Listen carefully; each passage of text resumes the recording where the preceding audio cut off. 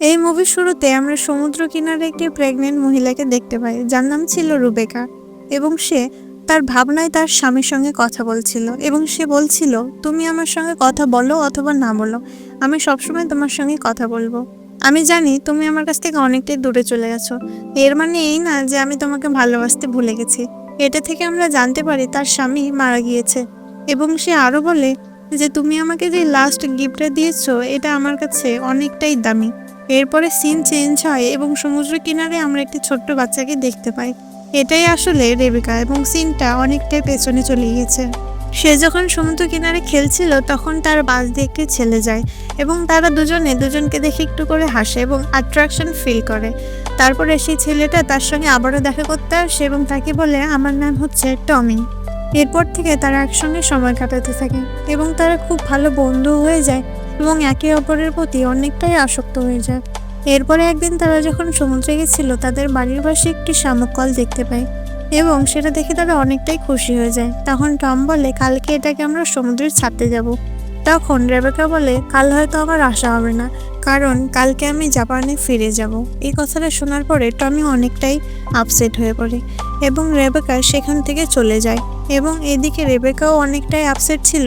তখনই টমি তাকে ফোন করে এবং বলে, কালকে আমার জন্য তুমি অপেক্ষা করো, তোমার জন্য একটা জিনিস নিয়ে যাব। তখন জাপানে যাওয়ার আগে টমির অনেকক্ষণ ধরেই অপেক্ষা করছিল সে, কিন্তু টমি কিছুতেই আসছিল না। এরপরে টমির সঙ্গে দেখা না করেই সে জাপানের যাওয়ার উদ্দেশ্যে বেরিয়ে পড়ে। এরপরে 12টা বছর কেটে যায় এবং রেবেকা আবারও 12 বছর পর সেখানে ফিরে আসে শুধুমাত্র টমির সঙ্গে দেখা করার জন্য। এবং এই 12 বছরের মধ্যে তাদের সঙ্গে কোনো যোগাযোগ হয়নি। তারপরে টমির বাড়িতে আসে সে এবং তার মায়ের কাছে টমির ব্যাপারে শুনতে থাকে। তখন তার মা তাকে জানায় টমি তো এখানে থাকে না। এরপরে রেবেকার পরিচয় দিলে পরে টমির অ্যাড্রেস দেয় তার মা তাকে। এরপরে রেবেকা সেখানে যায় এবং সেখানে গিয়ে একটি মেয়েকে দেখে। তাকে দেখার পরে তার মনটা অনেকটাই ভেঙে যায় এবং হঠাৎ করেই সেখানে টমি চলে আসে। এবং রেবেকা আশা করছিল যে 12 বছর সে যেভাবে টমির অপেক্ষা করছিল টমি হয়তো তার সেইভাবেই অপেক্ষা করছিল, কিন্তু সেখানে সেই মেয়েটাকে দেখে রেবেকা অনেকটাই ভেঙে পড়ে। এরপরে টমি আসে এবং সে রেবেকাকে এক পলকেই চিনে নেয় এবং সে চিন্তা করে যে সেই ছোট্টবেলায় রেবেকাই হচ্ছে এটা। তবে মজার ব্যাপার হলো 12 বছরে তারা একবারও দেখা করেনি। এরপরে তারা দুজনে অনেক কথা বলতে থাকে, অনেক গল্প করে। কথা বলতে বলতে তারা ভুলেই যায় সেখানে টমের একটি ফ্রেন্ডও রয়েছে। সে তাদের কথাগুলোকে শুনে অনেকটা রেগে যাচ্ছিল এবং সেখান থেকে বেরিয়ে চলে যায়। কিন্তু টমি তাকে একবারও আটকানোর চেষ্টা করেনি। এটা থেকে আমরা বুঝতে পারি টমি রেবেকাকে সেই আগের মতনই ভালোবাসে। এদের কথাবার্তায় আমরা জানতে পারি রেবেকা একজন সফটওয়্যার ইঞ্জিনিয়ার এবং সে তার সমস্ত পড়াশোনা শেষ করে এখানে চলে এসেছে। এবং টমি একজন বায়োলজিস্ট এবং তারা দুজনে রোজ দেখা করতে এবং নিজেদের মধ্যে সম্পর্কটা আবারও তৈরি করার চেষ্টা করছিল। এরপরে একদিন তারা সমুদ্র কিনারায় যায় এবং রেবেকা তার কাছে জিজ্ঞেস করেই ফেলে, কালকের ওটা কি তোমার গার্লফ্রেন্ড ছিল? তখন টমি তাকে জানায় যে না, কালকেই ওর সাথে আমার দেখা হয়েছে। এটা শুনে রেবেকার মন অনেকটাই শান্ত হয়। তারপরে তারা আবারও টমের বাড়িতে দেখা করে এবং রেবেকা তাকে বলে, তুমি আমাকে সেদিন কি দিতে চেয়েছিলে এবং তুমি আমার সঙ্গে দেখা করতে কেন আসোনি? তখন টম হাতে করে একটি ম্যাচের কৌটো নিয়ে এসেছে এবং সেখানে একটি শামুক রয়েছে, যেটা তারা ছোটবেলায় সমুদ্রে দিয়ে আসার পরিকল্পনা করছিল। সে আরও জানায়, আমি সেদিনকে ঘুমিয়ে পড়েছিলাম, তাই তোমার সঙ্গে দেখা করতে যেতে পারিনি, আর তুমি আমার সঙ্গে দেখা না করেই চলে গিয়েছিলে। এবং সেই শামুকটা সেদিন থেকে সে যত্ন করে রেখে দিয়েছিল। তবে সেই শামুকটা 1 বছর পরেই মারা গিয়েছিল। রেবেকা এটা দেখে অনেকটাই খুশি হয়, কারণ সে বুঝতে পারে যে টমি তাকে সেই ছোটবেলার মতনই এখনও ভালোবাসে, কারণ এই শামুকটাকে সে যত্ন করে রেখে দিয়েছিল এতদিন। টমি তাকে আরও জানায় সে বায়োলজিস্ট হওয়ার সাথে সাথে এনভায়রনমেন্টের হয়েও কাজ করে। আসলে যে প্রাণীগুলো বা জীবগুলো পৃথিবী থেকে একেবারে নিঃশেষ হয়ে যাচ্ছে, সেগুলোর থেকে কিছু অংশ নিয়ে সেগুলোকে ক্লোন বানিয়ে জীবিত করে রাখা যাবে। এবং সে তার এক্সপেরিমেন্টগুলো রেবেকাকে দেখায় এবং সে সেই এক্সপেরিমেন্ট আরশোলার ওপরে করেছিল। এবং রেবেকা এই জিনিসগুলো দেখে অনেকটাই ইমপ্রেসড হয়ে যায় এবং টম তাকে আরও জানায় এটার মাধ্যমে শুধুমাত্র এই জীবগুলো না, মানুষকেও ক্লোন বানিয়ে রাখানো যাবে।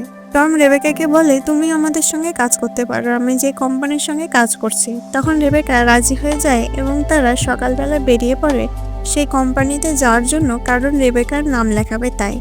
তারা যাওয়ার সময় একটি রাস্তা দিয়ে যাচ্ছিল যেটার দৃশ্যটা অনেকটাই সুন্দর ছিল। তাই রেবেকা তাকে বলছিল এখানে একটু দাঁড়ালে হতো, তাহলে আমি একটু এই সুন্দর জায়গাটাকে অনুভব করতে পারতাম। তারপরে তারা সেই রাস্তায় দাঁড়ায় এবং রেবেকা অনেকটাই এক্সাইটেড হয়ে সেই রাস্তার সাইড দিয়ে যেতে থাকে সেই দৃশ্যগুলোকে দেখার জন্য। হঠাৎ করে একটি আওয়াজ হয় এবং সে যখন পেছনে ফিরে দেখে একটি গাড়ি তার গাড়িকে হিট করেছে, এমনকি টমকেও একদম রাস্তার সঙ্গে কুচলে দিয়েছে। এটা দেখে সে অনেকটাই ভেঙে পড়ে এবং নিজেকে উঠে দাঁড়ানোর মতন শক্তি সে জোগাতে পারে না এবং সে ধীরে ধীরে ডিপ্রেশনে চলে যায়। কারণ 12 বছর পর টমের সঙ্গে তার দেখা হয়েছে এবং এত তাড়াতাড়ি সে মারা যাবে সে কখনোই ভাবেনি এবং সে এই ট্রমা থেকে হয়তো কোনোদিনও বেরোতে পারবে না। হঠাৎ করে তার মাথায় একটি আইডিয়া আসে এবং টমের জিনিসপত্রগুলোকে নিয়ে ঘাটাঘাটি করতে থাকে এবং সে টমের প্যারেন্টসের সঙ্গে গিয়ে দেখা করে এবং তাদেরকে বলে আপনারা যেরকম টমিকে ভালোবাসেন আমিও সেরকম ভালোবাসি, তবে আপনারা যদি চান তাহলে টমিকে আমি ফিরিয়ে আনতে পারি। এই কথাটা শুনে তার মা বাবা ভাবছিল হয়তো সে পাগল হয়ে গেছে, কিন্তু রেবেকা আসলে তার ক্লোন বানানোর কথা ভাবছিল। সে সেখানে কিছু কাগজপত্র নিয়ে যায় যেগুলোর উপরে তার মা বাবার সই লাগতো এবং সে তার বডির থেকে কিছু টিস্যু নিয়ে সেখান থেকে কিছু এক্সপেরিমেন্ট করতে চাইছিল, কিন্তু টমের মা এটাতে রাজি হয় না এবং তাকে বাড়ি থেকেই চলে যেতে বলে। পরের দিন আমরা দেখতে পাই টমের বাবা রেবেকার সঙ্গে দেখা করতে এসেছে এবং সেই কাগজগুলোতে সে সাইন করে দিয়েছে এবং সে তাকে বলে তুমি কি করতে চাইছো সেটা করো এবং আমরা আজকে এখান থেকে অন্য জায়গায় চলে যাচ্ছি, কারণ টমির স্মৃতিগুলো আমাদেরকে খুব কষ্ট দিচ্ছে। রেবেকা অনেক খুশি হয়ে যায় এবং পরের দিনই সে চলে যায় সেই এক্সপেরিমেন্টটাকে করার জন্য এবং ল্যাবে গিয়ে সেই টমের টিস্যু থেকে তার শরীরের মধ্যে বেড়ে উঠছিল সেই ক্লোনটি এবং ধীরে ধীরে করে সে অনেকটাই বড় হয়ে যায় এবং কিছু সময় পেরিয়ে যায়। কিছু মাস গেলে পরে দেখতে পাওয়া যায় যে রেবেকা সেই ছোট্ট শিশুটাকে জন্ম দিয়েছে এবং সে দেখতে পুরো টমের মতনই হয় এবং সে তার নাম টম দেয়। দেখতে দেখতে সময় অনেকটাই পেরিয়ে যায় এবং টম এখন বড় হয়ে গেছে এবং সে দেখতে সেই ছোট্টবেলার টমের মতনই হয়েছে এবং তার চলাফেরা, খাওয়া দাওয়া, তার সমস্ত কিছু এবং তার চিন্তাভাবনা সে আগে টমের মতনই রয়েছে। একদিন টম তার একটি ফ্রেন্ডকে নিয়ে তার মায়ের কাছে আসে এবং সে তাকে বলে যে আমার বাবা কোথায়। তখন রেবেকা তাকে জানায় তোমার বাবা একটি অ্যাক্সিডেন্টে মারা গেছে তোমার জন্ম হওয়ার আগে। তবে এটা একটি সাধারণ কোশ্চেন ছিল যে একটা সন্তান তার বাবার ব্যাপারে জিজ্ঞেস করতেই পারে, তবে এখানে ব্যাপারটা একটু অন্যরকম ছিল, কারণ তাদের সোসাইটিতে সবাই বলাবলি করছিল যে টম একটা সাধারণ মানুষ না, সে একজন ক্লোন। লোক এবং ছোট বাচ্চারাও তার থেকে দূরে দূরে থাকতে শুরু করে দেয়। এরপরে রেবেকা টমের কিছু ফ্রেন্ডকে তার বাড়িতে খেলার জন্য ডাকলে পরে তারা মানা করে দেয়। তারা বলে আমরা কোনো ক্লোনের সঙ্গে খেলতে পারবো না। এমনকি তার স্কুল থেকেও তার প্রিন্সিপাল ফোন করে জানায় যে এখানে অবজেকশন এসেছে যে আপনার ছেলে যদি স্কুলে পড়াশোনা করে তাহলে অন্য বাচ্চারা স্কুলে আসবে না। আজ রাতে টমের বার্থডে ছিল এবং সেখানেও কেউ আসেনি। এটা দেখে রেবেকা অনেকটাই কষ্ট পায় এবং চিন্তা করতে থাকে যে এখান থেকে যদি সে না যায় তাহলে সেই শহরের লোকজনগুলো টমকে বলেই দেবে যে সে একজন ক্লোন। তাই সে সেখান থেকে অনেকটাই দূরে চলে যায় এবং একটি নির্জন জায়গায় সে বাড়ি তৈরি করে যেখানে শুধুমাত্র রেবেকা আর টমই ছিল। তারা দুজনে এখানে অনেকটাই খুশি ছিল এবং দেখতে দেখতে অনেকটাই সময় পেরিয়ে যায় এবং আমরা দেখতে পারি টম বড় হয়ে যায় এবং এই টমটি সেই আগের টমের মতনই ছিল এবং সে আজকে তার একটি ফ্রেন্ডকে তার বাড়িতে নিয়ে আসে এবং এটা দেখে রেবেকা জেলাস ফিল করে, কারণ সে এই টমকে কখনো তার ছেলের চোখে দেখেনি। তখন টম জানায় আমার এই ফ্রেন্ডটা কিছুদিন আমাদের সঙ্গেই থাকবে। রেবেকা তাকে মানা করে না। এরপরে আমরা দেখি তার ফ্রেন্ডটা তাদের সঙ্গে থাকতে শুরু করেছে। এরপরে সেই মেয়েটি লক্ষ্য করতে থাকে টমি এবং রেবেকার মধ্যে মা ছেলের মতন সম্পর্ক ছিল না।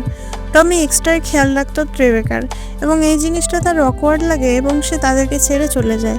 এদিকে আমরা আগের টমির মাকে দেখতে পাই যে কিনা রেবেকার সঙ্গে দেখা করতে এসেছে এবং সে এই টমিকে দেখে পুরোটাই অবাক এবং সে তাকে দেখে তার মুখ থেকে কোনো কথাই বেরোচ্ছিল না এবং সে চুপচাপ শুধু টমিকেই দেখে যাচ্ছিল। অবশেষে সে কিছুই বলতে পারে না এবং সেখান থেকে চলে যায়। টমি রেবেকার কাছে শুনতে থাকে যে মহিলাটা কে এবং আমাকে এইভাবে কেন দেখছিল, কিন্তু রেবেকা তার কোনো প্রশ্নেরই উত্তর দেয় না। ধীরে ধীরে টমি অনেকটাই রেগে যাচ্ছিল, কারণ তার প্যারেন্টসের ব্যাপারে সে কিছু জানতো না এবং রেবেকা কিছু না কিছু তার কাছে লুকোচ্ছে।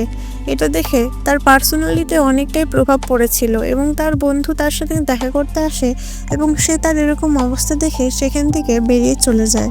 টমি বাড়িতে ভাঙাচোরা শুরু করে দেয় এবং রেবেকা বুঝতে পারে যে এবার তাকে সত্যিটা বলতে হবে। তাই মনে অনেক সাহস নিয়ে সেই টমিকে সমস্ত সত্যিটা বলতে থাকে। কিন্তু এই টমির মাথায় কোনো কিছুই ঢোকে না এবং সে কিছু বুঝতে পারে না। অবশেষে সে তাকে কোনো কিছু বোঝাতে না পেরে সে পুরনো টমির যতগুলো জিনিসপত্র এবং ল্যাপটপ ছিল সেগুলো সব তাকে দিয়ে দেয় এবং এই সমস্ত কিছু ঘাটাঘাটি করার পরে টমি বুঝতে পারে যে সে একজন মানুষ না, সে একজন ক্লোন। সত্যিটা জানার পরে টম অনেকটাই ভেঙে পড়ে এবং তার মাথা কাজ করা বন্ধ করে দেয় এবং সে কিছুতেই বুঝতে পারছিল না যে এত লোকের ভিড়ে সে কিভাবে সারভাইভ করবে। এবং সে রেবেকার কাছে শুনতে থাকে যে তুমি কেন করলে এরকমটা। তখন রেবেকা জানায়, আমি টমিকে খুবই ভালোবাসতাম এবং আমি ওর থেকে দূরে থাকতে পারতাম না, তাই আমি এই কাজটা করেছি এবং আমি তাকে সবসময় আমার কাছেই দেখতে চাই। এই কথাগুলো শুনে ইমোশনাল হয়ে যায় এই টমি এবং তারা অনেকটাই কাছাকাছি চলে আসে এবং রেবেকা তাকে বলে, তুমি শুধু আমার টমি। এরপরেই আমরা দেখতে পারি যে রেবেকার এই সমস্ত পরিশ্রমটাই বেকার চলে যায়, কারণ এই ক্লোন টমি তাকে ছেড়ে চলে যাচ্ছিল এবং সে যখন চলে যাচ্ছিল তখন সে তাকে মা না নাম ধরে ডাকে এবং বলে থ্যাংক ইউ। এবং এখানে এই মুভিটি শেষ হয়ে যায়। তো ভিডিও কেমন লাগলো অবশ্যই জানাবেন।